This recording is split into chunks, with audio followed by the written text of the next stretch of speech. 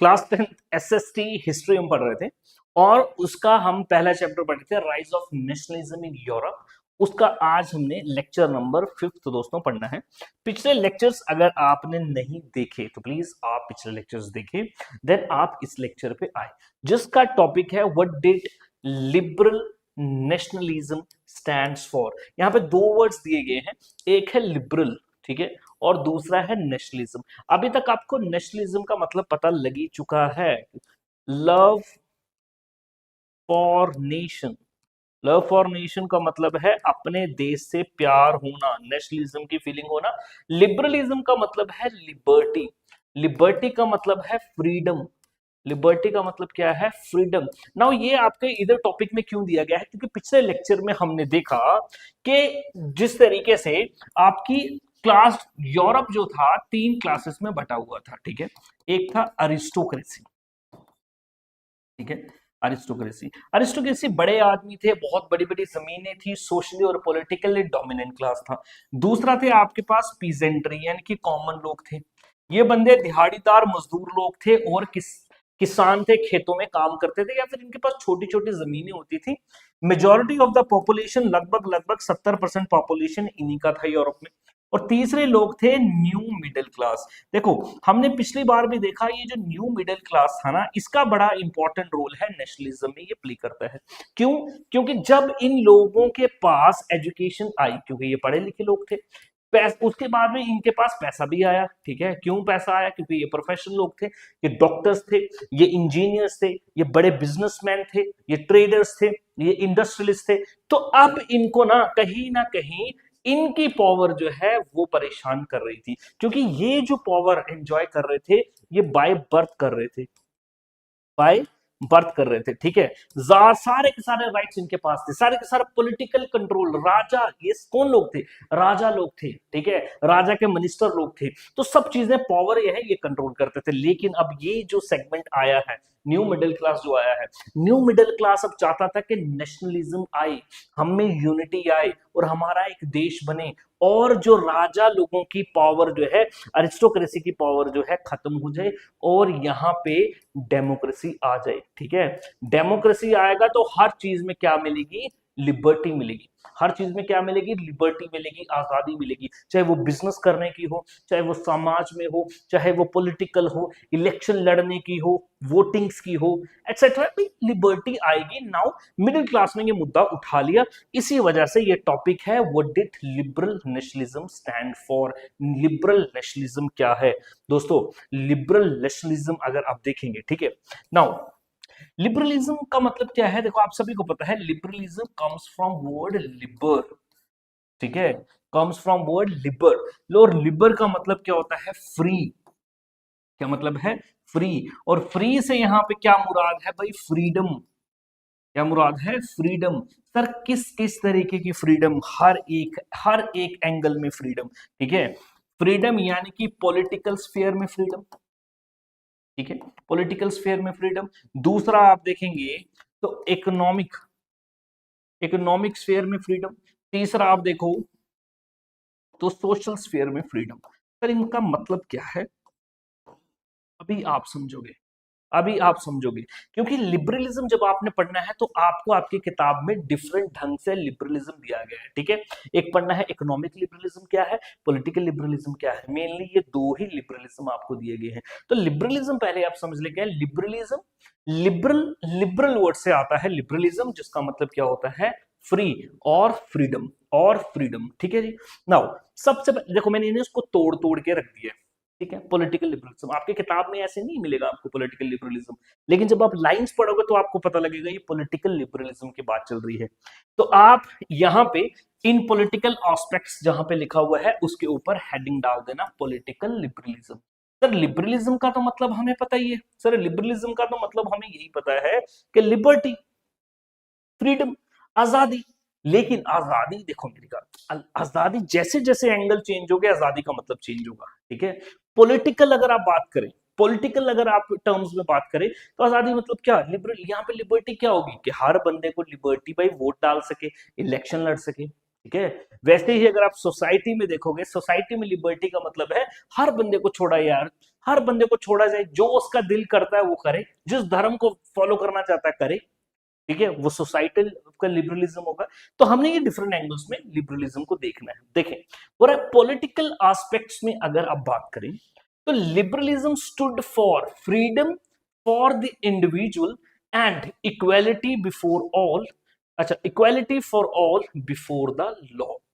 Political liberalism में सबसे बड़ी बात यहाँ पे जो बताई गई है वो है इक्वालिटी, कि हर बंदा क्या हो, इक्वल हो, ना कि अरिस्टोक्रेसी के पास ज्यादा पावर हो और फिर किसान जो है वो बेचारा स्लेवरी से मर रहा है, नहीं, बराबरी का अधिकार, पॉलिटिकल फ्रीडम।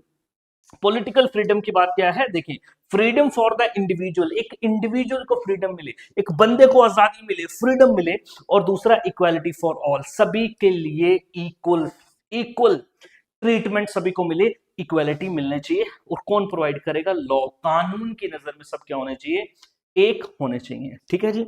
और मेनली अगर आप देखें इसका मतलब क्या है, इक्वालिटी फॉर ऑल या इंडिविजुअल फ्रीडम तब होता है दोस्त जब, सबसे बड़ी बात, जब यहां पे क्या होगा, डेमोक्रेसी होगा, ठीक है। और डेमोक्रेसी का मतलब क्या है,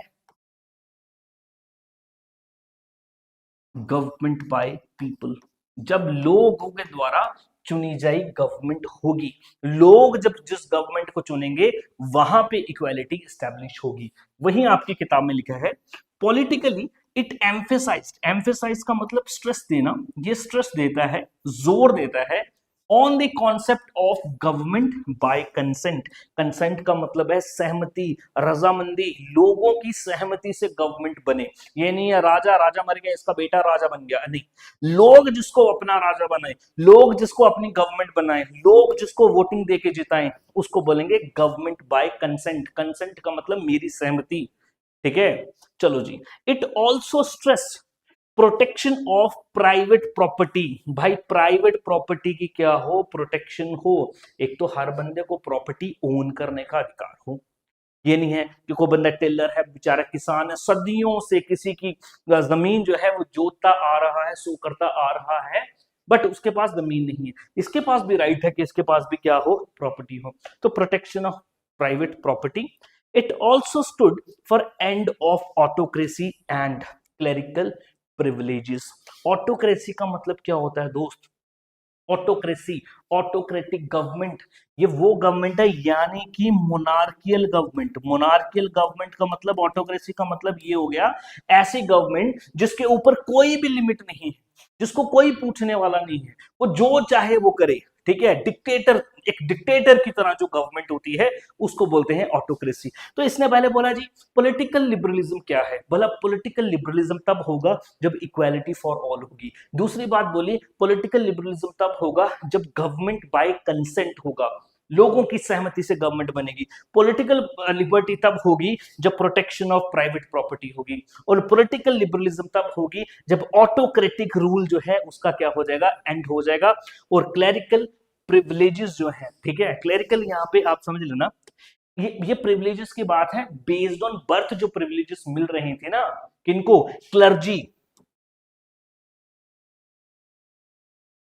ठीक है, वो जो प्रिविलेजेस थी उनको क्या किया जाए, खत्म किया जाए, यानी कि हर बंदे को वो मिले जिसका वो हकदार है, जिसमें वो टैलेंट है, उसको वो चीज मिले, ना कि based on birth, it should be based on talent, ठीक है। तो ये पॉलिटिकल लिबरलिज्म की बात की, तो आपको पूछ लेगा आपका examiner, what does political liberalism stand for, what is political liberalism, ठीक है। एज पर योर किताब, as per your book rise of nationalism in Europe, तो पॉलिटिकल लिबरलिज्म क्या है, ये 3-4 पॉइंट्स लिख देंगे आपका हो जाएगा। नाउ पॉलिटिकल लिबरलिज्म हम पढ़ चुके, नाउ दूसरे पे अब हम आने से पहले जो कि है आपका इकोनॉमिक लिबरलिज्म, थोड़ा इसको समझे, ठीक है। अभी हमने बोला था कि इक्वालिटी फॉर ऑल, तो यहां पे एक सवाल भी आपकी बुक में आपको पूछा गया है, क्या equality before law stands for universal adult suffrage. Universal adult suffrage का मतलब ये होता है, यूनिवर्सल, यूनिवर्सल मतलब सभी को, एडल्ट का मतलब हर बंदा जो 18 ईयर से ऊपर है, जिसको हम एडल्ट मानेंगे, उसको सफरेज मिले, मतलब उसको वोटिंग राइट्स मिले, ठीक है। गवर्नमेंट बाय कंसेंट बोला ना, इक्वालिटी बोला ना, ठीक है। बोल रहा है क्या यूरोप में जब हम लिबर्टी बोल रहे हैं, पॉलिटिकल लिबरलिज्म बोल रहे हैं, क्या इसका मतलब ये था कि सभी को यूनिवर्सल एडल्ट सफरेज मिले? नहीं। अगर आपको याद होगा, क्या फ्रांस में जो लोग टैक्स नहीं पे करते थे उनको पॉलिटिकल राइट्स मिले थे, वोटिंग राइट्स मिले थे? नहीं मिले थे। क्या औरतों को वोटिंग राइट्स मिले थे? नहीं मिले थे। समझ गए? तो आप ये नहीं बोल सकते सर इक्वालिटी बिफोर लॉ का मतलब है यूनिवर्सल एडल्ट सफरेज ना, सभी को वोटिंग राइट्स नहीं मिले। तो क्या है, थोड़ा इसको पढ़ लेते हैं। बोलता है equality before law did not necessarily stand for universal adult suffrage. और इसका मतलब ये नहीं है कि सभी को वोटिंग राइट्स मिले। तो अगर हम इक्वालिटी बिफोर लॉ की बात करते हैं, उस वक्त भी इन्होंने इक्वालिटी बिफोर लॉ की बात की, लेकिन सभी को वोटिंग राइट देने की बात नहीं की। कहने का मतलब ये कहीं ना कहीं दोगलापन ही था, कहीं ना कहीं दोगलापन ही था लोगों का। वही लोग जो ऊपर ऊपर थे, मिडिल क्लास थे, उन्होंने अपने पास वोटिंग राइट रखे, और वो जो बंदा गरीब था उसको वोटिंग राइट नहीं मिले। इवन वुमेन को भी वोटिंग राइट नहीं मिले। समझ के आगे बोला एग्जाम्पल के तौर पे अगर आप देख लो, for example in revolutionary France, France में जब रेवोल्यूशन हुआ हुआ या हो रहा था, right to vote and to get elected, बोला वोट देने का अधिकार और चुने जाने का अधिकार। वोट टू गेट इलेक्टेड का मतलब है कंटेस्ट करना, इलेक्शन, इलेक्शन लड़ने का जो राइट था was granted exclusively to the property owning man. ये सिर्फ उन्हीं के पास था जिनके पास एक अच्छी खासी प्रॉपर्टी थी, या फिर वो लोग जो टैक्स पे करते थे। आम बंदे के पास वोटिंग राइट्स नहीं थे, और औरतों के पास भी वोटिंग राइट नहीं था। ठीक है, अगला बोला है मेन विदाउट प्रॉपर्टी, ऐसे लोग जिनके पास प्रॉपर्टी नहीं थी, and all the women were excluded, इनको बाहर रखा गया था फ्रॉम द पॉलिटिकल राइट्स, इनको ये पॉलिटिकल राइट्स नहीं मिले, यानी कि वोटिंग देने का अधिकार इनको नहीं मिला था। फर्दर अगर आप देखेंगे, जब नेपोलियन पावर को कंट्रोल में अपने लेता है 1804 में, जब फ्रांस का एम्परर बनता है, तो Napoleon code went back to limited suffrage. तो इसने भी क्या दे दिया था, बोला लिमिटेड सफरेज। लिमिटेड सफरेज मतलब ये है कि कुछ लिमिटेड बंदों को ही वोटिंग राइट देना। यूनिवर्सल एडल्ट सफरेज का मतलब ये है सभी को वोटिंग राइट देना।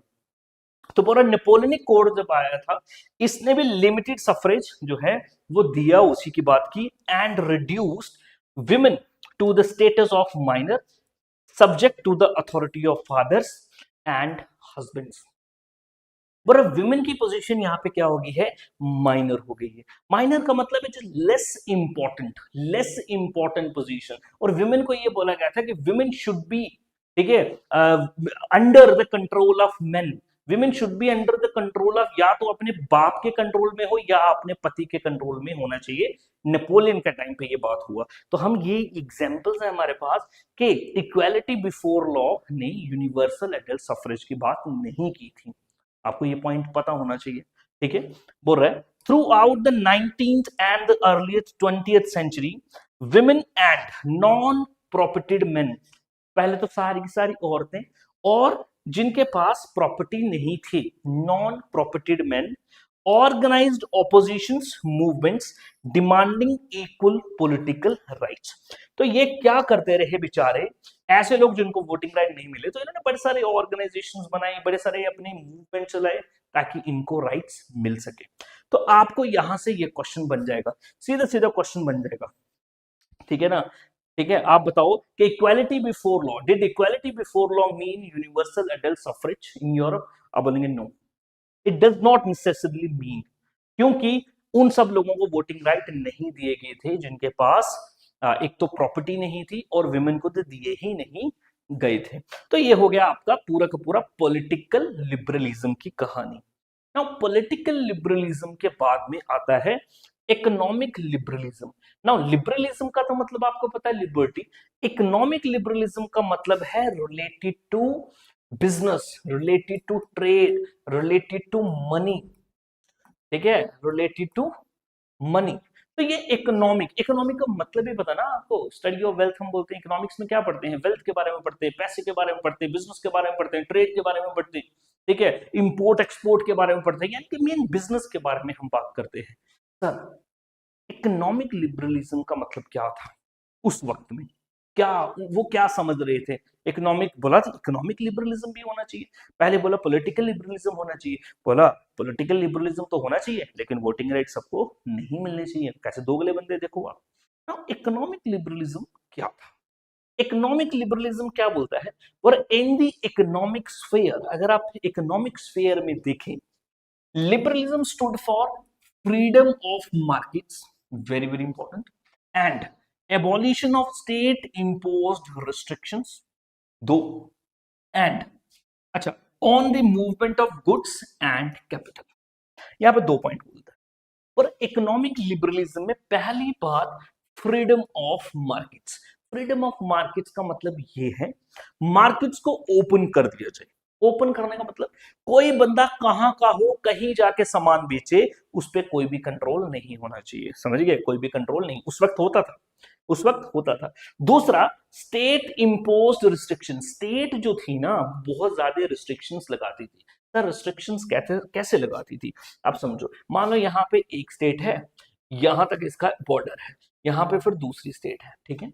अब एक बंदा यहां से लेके सामान जा रहा है, जैसे ही दूसरी स्टेट में जाएगा इसके ऊपर बहुत भयंकर टैक्स लगा दिया जाएगा, इसको यहां से एक पास लेना पड़ेगा। समझ रहे हो? तो ये क्या है? एक तरीके की रिस्ट्रिक्शंस है जो कि इस बिजनेसमैन के लिए, इस ट्रेड पर्सन के लिए बड़ी ही प्रॉब्लमेटिक चीज है। तो ये चाहते थे कि मार्केट्स को ओपन कर दिया जाए और स्टेट जितनी भी रिस्ट्रिक्शंस लगा रही है, गवर्नमेंट हमारे ऊपर बिजनेस में जितनी भी रिस्ट्रिक्शंस लगा रही है, उसको क्या कर दिया जाए? निकाल दिया जाए। ठीक है, सबसे बड़ी रिस्ट्रिक्शन तो आपको यही पता है, टैक्सेशन ही होता है। ठीक है, सरकार बड़ा हैवी टैक्स चार्ज करती है बिजनेसमैन से और इंडस्ट्रीज से। ठीक है, तो बोला जी इसमें चेंजेस आनी चाहिए। तो ये दो इंपॉर्टेंट पॉइंट आपको पता लग गए। Next, during the 19th century, ठीक है, this was a strong demand of the emerging middle classes. ठीक है, अब ये किसकी डिमांड थी मेन? भाई किसान की थोड़ी होगी, किसान को लेना देना ही नहीं, बेचारा खेत में काम करता है, दिहाड़ी लेता है, उसको थोड़े चावल मिलते हैं, आटा मिलता है, बस हो गया। मिडिल क्लास सबसे ज्यादा परेशान था क्योंकि मिडिल क्लास बिजनेस कर रहा है, मिडिल क्लास बिजनेस कर रहा है, इंडस्ट्रीज है, ट्रेडर है, तो वो चाहता है कि किस तरीके से ज्यादा मुझे बेनिफिट मिले और मैं प्रॉपरली बिजनेस कर पाऊं। तो ये उन्हीं की डिमांड थी। ठीक है, अब आप देखेंगे क्या क्या प्रॉब्लम है, जैसे कि मैं आपको यहाँ पे बता देता हूँ। और अगर आप जर्मनी की बात करें ना, जर्मनी की, रुको पहले मैं आपको ये बताता हूँ। देखो प्रॉब्लम कितनी बड़ी प्रॉब्लम थी, देखो कितनी बड़ी प्रॉब्लम थी। देखो एक छोटे से एग्जांपल ले लेते हैं आप जर्मनी की। ठीक है, जर्मनी, जर्मनी जो था, अब जर्मनी, अब जैसे इंडिया है, इंडिया इंडिया एक कंट्री है, आप कहीं से भी सामान लेके कहीं भी जाके बेच सकते हो, कहीं भी सामान प्रोड्यूस करके कहीं भी बेच सकते हो। एक ही टैक्स आपको देना होता है, जीएसटी, एक ही टैक्स देना होता है, जीएसटी। लेकिन उस वक्त पे एक जर्मनी के अंदर 39 कॉन्फेडरेशन स्टेट्स थी। कॉन्फेडरेशन मतलब छोटी छोटी ग्रुप्स, छोटी छोटी स्टेट्स का एक ग्रुप। कितनी थी? 39। वेरी वेरी इंपॉर्टेंट, याद रखना, जब हम आगे यूनिफिकेशन ऑफ जर्मनी पढ़ेंगे आपको काम आएगा। तो जर्मनी कितने छोटे छोटे टुकड़ों में बटा हुआ था? 39 स्टेट्स में बटा हुआ था। ठीक है सर। सर इन 39 स्टेट्स में क्या होता था? डिफरेंट करेंसीज थी, अपने अपने वेट्स एंड मीजर्स। सर मतलब क्या? मान लो जैसे इंडिया में 28 स्टेट्स हैं, इंडिया में 28 स्टेट्स हैं, सॉरी, मान लो जैसे पंजाब है, ठीक है, मान लो जैसे मध्य प्रदेश है, मान लो जैसे उत्तर प्रदेश है, ठीक है। पर इन स्टेट्स में पंजाब की अपनी करेंसी, मतलब अपने नोट है। अब जैसे आप किसी भी इलाके में जाए इंडिया के, सेम ही करेंसी चलती ना, महात्मा गांधी जी का फोटो ऊपर लगा होता है, समझ गए? ये डिफरेंट और भी सिंबल्स लगे होते हैं, समझ गए? तो आप देखें इनकी अपनी अपनी करेंसीज थी। सर अपनी अपनी करेंसीज थी, पहले दूसरे इलाके में जाएंगे, देखो अब दूसरे इलाके में जाएंगे तो उनकी ही करेंसी में पे करना पड़ेगा ना। आप यूके जाओगे, यूके जाओगे तो यूके में जब आप कुछ चीज खरीदोगे तो यूके की ही करेंसी में पे करोगे, पौंड में ही पे करोगे, अमेरिका जाओगे डॉलर में ही पे करोगे। तो इन बिजनेसमैन को क्या करना पड़ता था? पहले करेंसी एक्सचेंज करनी पड़ती थी। ठीक है, वो एक प्रॉब्लम थी। बोल रहा इनके जो वेट्स एंड मेजर्स थे, ठीक है, weights and measures, weights and measures मैंने आपको पहले भी बताया। वेट्स का मतलब 1 किलो, 2 किलो, 3 किलो। ठीक है, पहले पहले जमाने में क्या होते थे? स्टोन होते थे इस तरीके से, इस पे लिखा होता था 1 kg, पत्थर होते थे, अभी भी पुरानी दुकानों में आपको देखने को मिलता है। ठीक है, हर एक स्टेट में ना, हर एक स्टेट में अपने अपने हिसाब से वेट्स एंड मेजर्स थे। वेट्स का तो मतलब पता चल गया, पत्थर जो थे 1 किलो का पत्थर, 2 किलो का पत्थर, 3 किलो, एक तरफ वो रख देंगे, एक तरफ सामान रख देंगे, ठीक है। तो किसी इलाके में अगर 1 किलो में 10 टमाटर आ रहे हैं, 10 आलू आ रहे हैं, या 10 कुछ और आइटम आ रही है, वहीं दूसरे इलाके में वहां 1 किलो में 5 ही आ रही है। तो इससे हिसाब किताब में बड़ी प्रॉब्लम आती है, करेंसी बार बार एक्सचेंज कराने में बड़ी प्रॉब्लम आती है, तो बिजनेस स्लो होता है, बिजनेसमैन को प्रॉब्लम होती है, ठीक है। तो जर्मनी पहले कॉन्फेडरेशन था 39 स्टेट्स का। दूसरा, इनकी डिफरेंट करेंसीज थी, अपना अपना वेट्स था, अपना अपना मेजर्स था। अब वेट्स तो आपको समझ आ गया, मेजर्स भी समझ लो। मेजरिंग, मेजर्स का मतलब मेजरिंग यूनिट, किसी भी चीज को मेजर करते हो आप, कैसे करते हो, जैसे कि मीटर लगा लो। आप दुकान पे जाओ कपड़ा लेने, सूट सिलाने के लिए, या फॉर्मल कपड़े अगर कोई पहनते हैं, आपके पेरेंट्स पहनते हैं, पापा पहनते हैं, दुकान पे जाओगे, वो बोलेगा कितना मीटर कपड़ा देना है, ठीक है। तो बोलेगा 1 मीटर 2 मीटर, ठीक है। तो आप देखेंगे मीटर यूजुअल आपका इतना इतना होगा, ठीक है। मेरी ये एक आर्म लेंथ का 1 मीटर होता है, ठीक है। मान लो जी कहीं पे इतना बड़ा मीटर होगा, ठीक, कहीं पे आप देखेंगे इतना मीटर, ठीक। तो आप देखेंगे एक जैसे मेजर्स भी नहीं थे, हर एक स्टेट का अपने वेट्स थे, अपने मेजर्स थे, अपनी ही करेंसी थी, जो कि प्रॉब्लमेटिक चीज थी। तीसरा बोल रहे हैं, अगर एक बंदा मान लो जर्मनी के एक कोने से दूसरे कोने में जाता है पोस्ट, तो उसको 11 कस्टम बैरियर से होके गुजरना पड़ता था। कितने? 11 custom barrier. Sir custom barriers का मतलब क्या? सर कस्टम का मतलब है टैक्स। कस्टम तब टैक्स लगता है जब आप एक कंट्री से दूसरी कंट्री में सामान लेके जाते हो, तो वो दूसरी कंट्री आपसे टैक्स लेती है, उसको बोलते हैं कस्टम, कस्टम ड्यूटी, ठीक है जी। कस्टम ड्यूटी, जब इंपोर्ट एक्सपोर्ट होता है तो कस्टम ड्यूटी लगती है, ठीक है। तो पूरा जर्मनी के अंदर अंदर ही ऐसे आपको 11 कस्टम बैरियर्स मिलते थे, यानी कि 11 डिफरेंट जगहों पे आपको डिफरेंट टैक्स जो है वो पे करना पड़ता था। तो ये कितनी प्रॉब्लमेटिक चीज है। अब देखो फॉर एग्जाम्पल मान लो जी पोस्ट, और जी महाराष्ट्र से जम्मू एंड कश्मीर के लिए सामान निकला है, ठीक है। तो महाराष्ट्र से पहले गुजरात में टैक्स पे करेगा, गुजरात से राजस्थान में फिर करेगा, राजस्थान से हरियाणा में फिर करेगा, हरियाणा से पंजाब में करेगा, फिर पंजाब से जम्मू कश्मीर में करेगा। तो आप देखेंगे बहुत ज्यादा टैक्सेशन टैक्सेशन टैक्सेशन प्रॉब्लमेटिक चीज हो जाएगी। तो इकोनॉमी में ये सब पंगे हो रहे थे, इसलिए वो चाहते थे कि स्टेट्स की जो रिस्ट्रिक्शंस है वो कम हो जाए, मार्केट्स को ओपन कर दिया जाए, ठीक है। ये एग्जाम्पल है। अब ये एग्जाम्पल यहाँ पे आप देखें, थोड़ा सा यहाँ पे मैं आपको पढ़ के बता देता हूँ। जो मैंने बातें लिखी हैं यही वही बातें ये है। पर Germany was confederation of 39 state, each of these possessed its own currency, अपनी ही करेंसी थी, अपने वेट्स एंड मेजर्स थे। बोला एक ऐसा मर्चेंट व्यापारी जो ट्रैवल करता था 1833 में, अगर वो जर्मनी का एक इलाका हैम्बर्ग से न्यूरमबर्ग की तरफ चलता है, तो उसको मतलब अगर अपना सामान बेचने के लिए to sell his goods would have had to pass 11 custom barriers. कितने? 11 कस्टम बैरियर्स उसको पास करने पड़ते थे, and pay a custom duty about 5% each one of them. हर बंदे को 5% कस्टम ड्यूटी उसको देनी होती थी। 11 इंटू 5% आप देखेंगे 55% उसको टैक्स जो है उस सामान पे करना पड़ता था। समझ गए? चलो जी। As each region had its own system of weights and measures, this involve time consuming calculation. तो ये टाइम भी बहुत ज्यादा लेता था और बड़ी ही प्रॉब्लमेटिक चीज होती थी जितने भी बिजनेसमैन लोग, मिडिल क्लास लोग होते थे। इसी के साथ में अगर आप देखें, अगर हम मेजर्स की बात करें, ठीक है, तो बोला अगर आप मेजर ऑफ क्लॉथ की बात करें फॉर एग्जांपल के लिए, वॉज एल। सर ये एल क्या है? एल क्या है? एल क्या है सर? एल एक मेजरिंग यूनिट है, ठीक है, मेजर करने के लिए यूनिट है, ठीक है। एल यूजुअल बता दूं, एक आपका यहां से लेके आपके, ठीक है, आर्म आपके फिंगर से लेके यूजुअल आपकी एल्बो तक की जो लेंथ है, इसको एक एल आप बोल सकते हैं, एक एल आप इसको बोल सकते हैं। याद रखना एल, इसकी प्रोनाउंसिएशन कैसी है? एल। इतना एल एक हुआ करता था, ठीक है।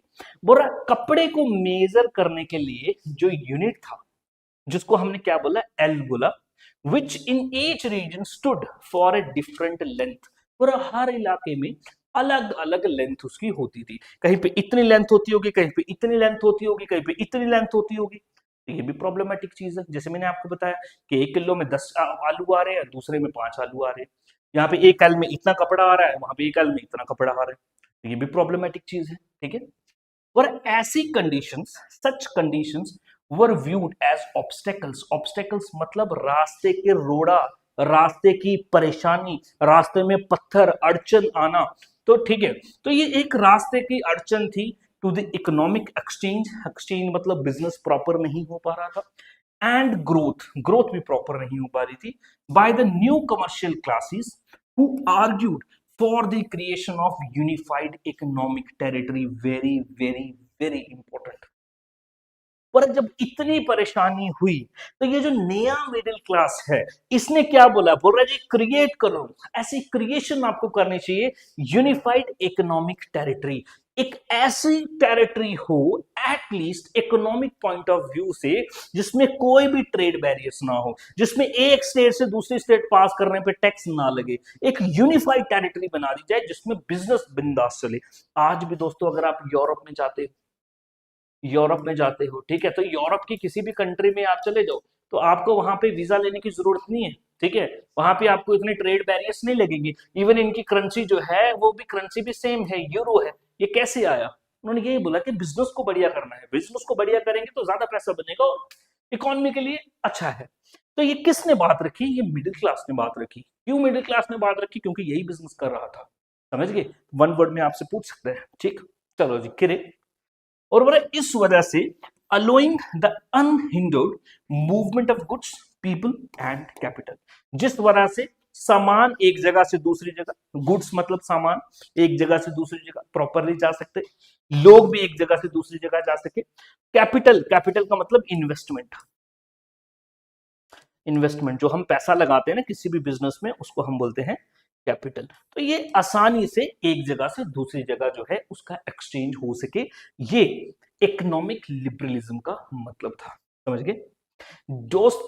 देखो, जब भी मैं इसके आपके एमसीक्यूज कराऊंगा ना, मैं बहुत बढ़िया तरीके से आपको इनके एमसीक्यूज कराऊंगा, ऐसा पढ़ाऊंगा कि आपका कोई भी क्वेश्चन नहीं छूटेगा। ये जितने भी पॉइंट्स मैं ऊपर ऊपर लिख के आता हूँ ये आपके क्वेश्चन ही हैं, याद रखना। अब जैसे ये आगे हम चल लेते हैं, ठीक है। ये देख लें, जोल्वरिन, ये लिखा है जोल्वरिन, ठीक। तो इसके ऊपर आपको क्वेश्चन आएगा, डोंट वरी। जब मैं आपको इसका पीडीएफ दूंगा, डिस्क्रिप्शन में लिंक है, एप्लीकेशन डाउनलोड कर ले, नोबल करियर क्लासेस का। वहां पे जाके कोर्स में आप एनरोल करेंगे, नंबर भी आपके वहां पे होगा, आप कॉल करके पूछ सकते हैं। तो सारी की सारी प्रिपरेशन जबरदस्त तरीके से, चाहे मैथ्स हो, साइंस हो, इंग्लिश हो, कोई भी सब्जेक्ट हो, पूरी की पूरी प्रिपरेशन आपकी बढ़िया तरीके से करवाएंगे। पूरे के पूरे नोट्स आपको मिलेंगे इसके, ठीक है। चलो जी, अब जोल्वरिन को पढ़ना है, ठीक है। सर, इकोनॉमिक लिबरलिज्म की बात चल रही थी, बड़े सारे ट्रेड बैरियर्स थे, बहुत ज्यादा टैक्स लग रहा था, यहां से जाने पे फिर टैक्स, वहां से जाने पे फिर टैक्स। तो इन्होंने एक कस्टम यूनियन बनाया। कस्टम यूनियन, ये समझ लेना, इन्होंने एक अपना बिजनेस बेटर करने के लिए एक मीटिंग बुलाई। इस मीटिंग के बीच में एक ग्रुप बनाया गया, इस ग्रुप को बोला गया जोल्वरिन, ठीक है। क्या बोला? जोल्वरिन। और 1834 में, कब? 1834 में जोल्वरिन और एक कस्टम यूनियन, ठीक है, कस्टम यूनियन, मैंने बताया ना, टैक्स टैक्स यूनियन। जोल्वरिन क्या है? Custom union. वन वर्ड में पूछेगा, जोल्वरिन क्या है? कस्टम यूनियन है, ठीक है। was formed at the initiative of Prussia and joined by most of the German states। देखो, अभी हमने बोला कि जर्मनी में कितनी स्टेट्स थी? 39 स्टेट्स। इन 39 स्टेट्स में सबसे जो पावरफुल जो स्टेट था, सबसे जो पावरफुल स्टेट था, उसका नाम था प्रशिया। क्या नाम था? प्रशिया। बड़ा प्रशिया के इनिशिएटिव में, प्रशिया ही सबसे आगे चल रहा था, उन्होंने क्या बनाया? जोल्वरिन बनाया, कस्टम यूनियन बनाया, जिसको majority of the states, German states ने ज्वाइन भी किया, उसके मेंबर भी बने। सर क्यों? इसने क्या काम किया? क्या इंपॉर्टेंस थी इसकी? बोला इस यूनियन ने ना एबॉलिश कर दिया, खत्म कर दिया। क्या खत्म किया? Sir, tariff barriers, reduce the number of currencies from over 30 to 2। और एक करेंसी ना, लगभग 30 से ज्यादा करेंसी थी और इन्होंने 30 से 2 करेंसीज कम कर दी, मतलब 30 से 2 पे ले आए, 30 से 2 पे ले आए, ठीक है। फॉर एग्जांपल के लिए रुपया एक करेंसी है, डॉलर एक करेंसी है, येन एक करेंसी है, रनबी एक करेंसी है, ठीक है, पौंड एक करेंसी है, ठीक है, डिफरेंट, ठीक है, रियाद एक करेंसी है। तो डिफरेंट डिफरेंट करेंसीज होती है। बोले ऐसे कितनी थी? ओवर 30, 30 से ज्यादा करेंसीज थी, उसको रिड्यूस करके कितने पे ले आए, 2 पे। सर करेंसीज कितनी होगी, 2। सर 2 करेंसीज होगी तो बिजनेस करने में आसानी होगी ना, कौन बार बार चेंज करता फिरेगा, ठीक है। सर इसने टैरिफ बैरियर्स को भी एबॉलिश किया, टैरिफ बैरियर्स को भी एबॉलिश किया। टैरिफ बैरियर्स का मतलब ये है, टैरिफ का मतलब आप यही समझ लेना, एक टैक्स है।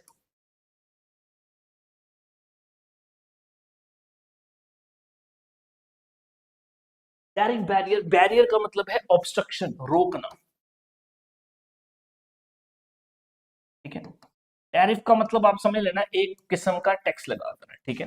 टैरिफ बैरियर, मान लो जी ये कंट्री है हमारी इंडिया, इंडिया से सामान जाता है यूएसए में, ठीक है। तो यूएसए इंडिया से गए गए सामान के ऊपर क्या लगा देगा, टैक्स लगा देगा। फॉर एग्जाम्पल इंडिया ने यहां से, किसी इंडिया के मर्चेंट ने कोई सामान बेचा, सपोज 1,000 रुपए का, ठीक है जी। 1,000 रुपए का सामान गया, यहां पे भी कितने का पहुंच गया, 1,000 रुपए का पहुंच गया। लेकिन अब यूएस की गवर्नमेंट क्या करती है, इसके ऊपर टैक्स लगा देती है, कितना, 500 रुपया टैक्स लगा दिया, सपोज 50% टैक्स लगा दिया, तो इसकी कीमत कितनी होगी, 1,500, यानी कि इसकी कीमत बढ़ गई। तो जब एक प्रोडक्ट की कीमत बढ़ती है तो वो मार्केट में कम बिकेगी, कम बिकेगी, तो कम बिकने की वजह से इसी को हम बोलते हैं टैरिफ बैरियर्स। टैरिफ बैरियर, एक बैरियर लगा दिया, ऑब्स्ट्रक्शन लगा दिया, कंट्रोल करने की कोशिश की ताकि इनका सामान ना बिके, हमारा सामान ज्यादा बिके। तो इन्होंने इस चीज को भी क्या कर दिया, खत्म कर दिया। किसने, ज़ोल्वरिन ने। करेंसी भी कम कर दी, टैरिफ बैरियर्स भी एबॉलिश कर दिए, ठीक है। चलो, the creation of a network of railways further stimulated mobility, harnessing economic interest to a national unification. ने तो ये काम किए। इसी के साथ साथ बोल रहा है जो रेलवेज का नेटवर्क बढ़ रहा था, देखो रेलवेज भी जरूरी है, आपको सामान एक जगह से दूसरी जगह पे लेके जाना, तो उस वक्त रेलवेज भी बिछाई जा रही थी। अब बोला रेलवेज का भी नेटवर्क जो बिछा ना, उसने स्टिमुलेट कर दिया मोबिलिटी। मोबिलिटी का मतलब एक जगह से दूसरी जगह इजीली जा सकते थे। मोबाइल फोन बोलते हैं ना, मोबाइल फोन हाथ में पकड़ो, इधर जाओ उधर जाओ, कहीं भी लेके जाओ, इजिली मोबाइल है, तो मोबिलिटी, ठीक है। हार्नेसिंग इकोनॉमिक इंटरेस्ट, ठीक है। और नेशनल यूनिफिकेशन, बोला इसने भी नेशनल यूनिफिकेशन में काम किया। कैसे नेशनल यूनिफिकेशन में काम किया, क्योंकि लोग आजादी से अपनी मर्जी से इधर से उधर जा सकते थे, प्रॉपर बिजनेस कर सकते थे, और उनको ये जो इकोनॉमिक लिबरलिज्म थी ये पसंद आ रही थी, ठीक है ना, पसंद आ रही थी। देखो कितना मजा आ जाएगा। फॉर एग्जांपल अगर कोई ट्रेडर होगा, कोई बिजनेसमैन होगा, वो तो चाहेगा कि मैं इंडिया में अगर कोई सामान बेच रहा हूं तो मेरा सामान पाकिस्तान में भी बिके जाके, मेरा सामान चाइना में भी बिके जाके, ठीक है। तो टैरिफ बैरियर जो अगर कम हो जाएंगे तो उसके बेनिफिट होते हैं। तो यहां पे बोल रहा है इसने भी नेशनल यूनिफिकेशन में जो है एक रोल प्ले किया, ठीक है। इसी के साथ में a wave of economic nationalism strengthened the wider nationalist sentiment growing at that time।